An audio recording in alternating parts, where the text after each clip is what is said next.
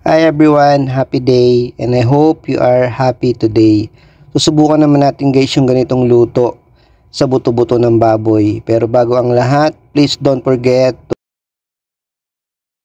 So yun guys, pinakuluan natin yung buto-buto ng baboy guys dito sa sibuyas at saka kamatis. So papakuluan natin yan guys hanggang lumambot yung baboy at malusaw yung kamatis dahil ito ay kinamatisang buto-buto ng baboy guys. So yun, andito ako ngayon guys sa kusina at magluluto tayo guys ng ulam natin for today.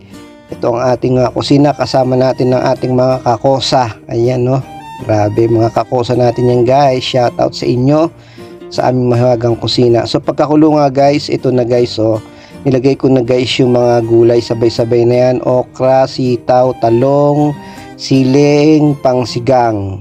So yun guys, at eto na guys, kakain na tayo.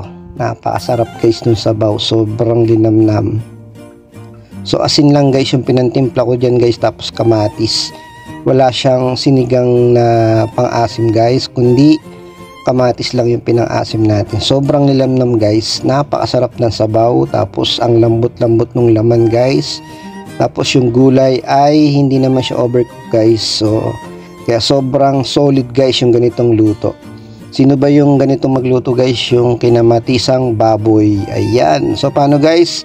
Kain muna tayo at always remember, be good and always be positive at mag-iingat po tayo lagi sa araw-araw guys. So thank you for watching at patuloy na mag-iingat po tayo. Bye bye. So kain na po tayo guys. Enjoy ko muna itong food.